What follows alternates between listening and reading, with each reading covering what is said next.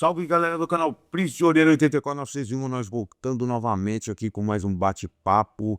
E esse também instigado por um inscrito, né, que pede para falar a respeito desse assunto, né. E é um assunto que eu já falei algumas vezes em outros vídeos, mas é interessante pra caramba. Quer saber o que que é? Então, vamos lá dar o likezinho, vamos lá acionar o sininho para o próximo que vai chegar, porque se você acionou o sininho, automaticamente esse daqui vai estar chegando para você por conta desse sininho, né. Vamos comentar e vamos, tá ligado, compartilhar. Então, vizinho, manda a vinheta aí, por favor, aí, meu irmão.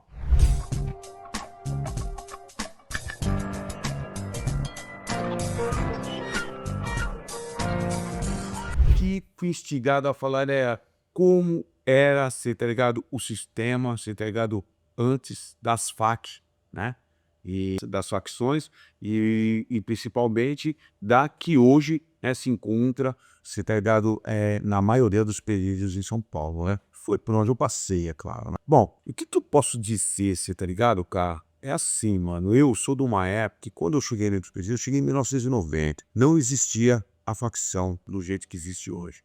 Existia o crime organizado, sim, porém ele era organizado de outras maneiras. Ele não tinha essa organização do jeito que tinha aqui.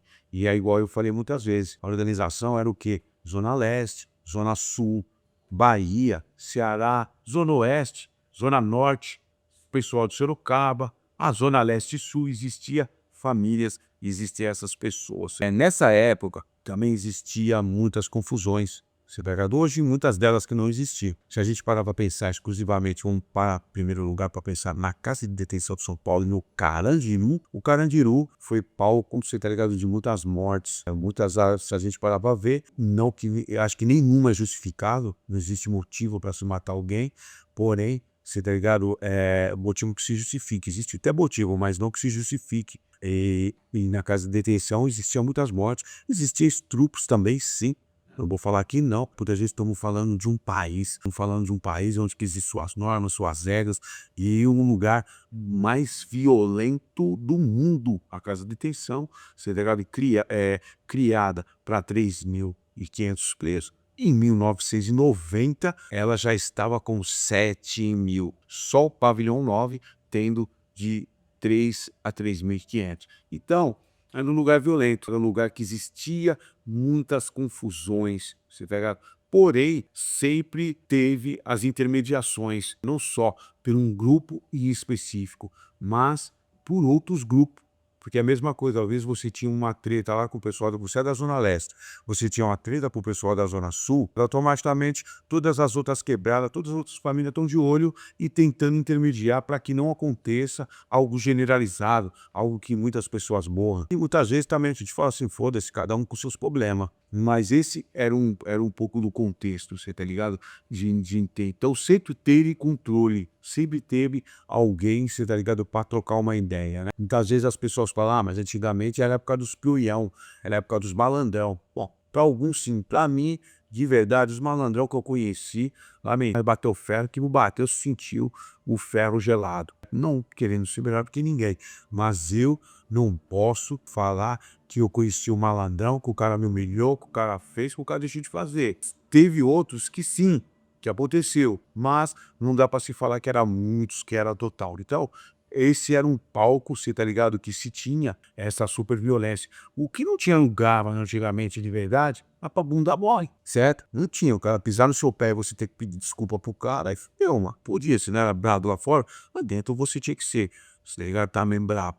Então, não tinha esses espaços. Só que assim, a partir do momento, você tá ligado, que em 1990 tinha toda essa violência, em 1992 começa, você tá ligado, a ter as facções, você tá ligado?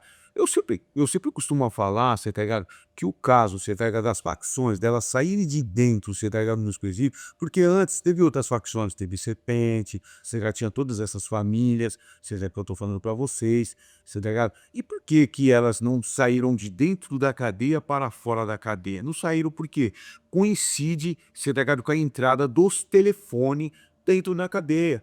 Então, o meio de comunicação, ele foi diferencial desse fortalecimento do crime organizado. E quando eu falo crime organizado, eu digo crime organizado em todos os aspectos, não uma faca, mas eu digo de todas. Você tá ligado? O crime organizado, ele passa a ter isso. E se ouvir, ninguém não contou, não li em vídeo de ninguém, você tá ligado? Para se ouvir isso, esse fortalecimento. Então o cara saía de dentro do presídio, na hora que ele saía lá para fora, automaticamente ele entrava em contato, de repente, para pegar um carro, de repente, para pegar uma arma, de repente, para pegar as fitas que teria para pegar, você tá ligado? Roubos, você tá ligado? E esse contato foi fortalecendo. Aqueles caras que saíam, você tá ligado? Devendo, que saíam com promessas, eles eram achados rapidamente lá fora. E isso acabou fortalecendo o crime tanto dentro como fora, você tá ligado? Muitas vezes as pessoas, elas falam, você tá ligado? Ah, o crime organizado, ele nasce por conta do massacre na casa de detenção de São Paulo. Não, não é bem assim isso. Chegado, essa história não é bem assim. O crime organizado, ele nasce na casa de custódia de Taubaté em 1993 por pessoas que eram pessoas matadoras de cadeia, a gente chama.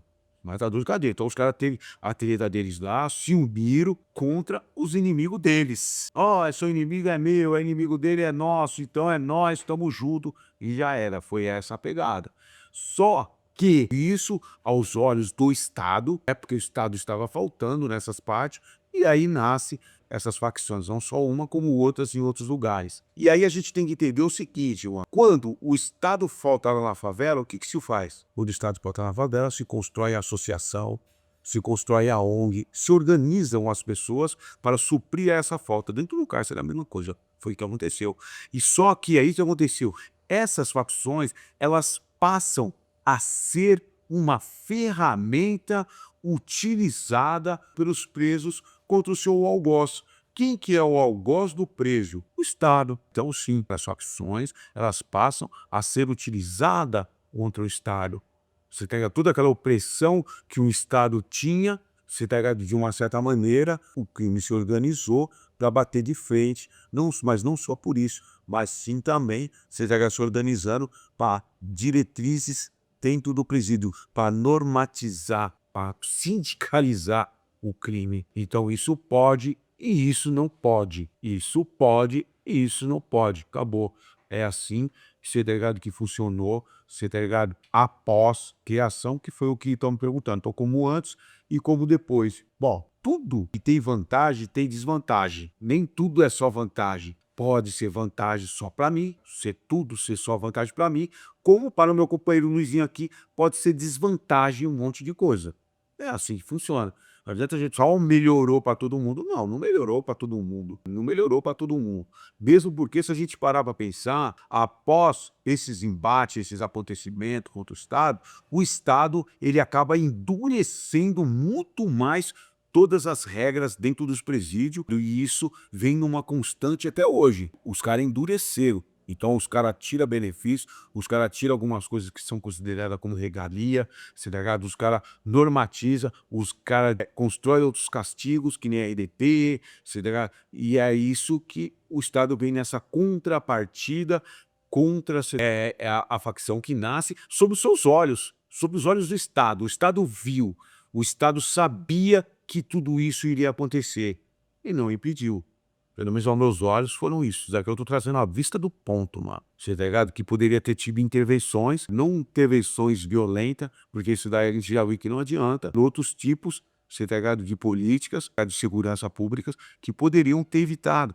Mas como não houve, você tá ligado? É isso. Por quê? Porque o Estado também se aproveita disso.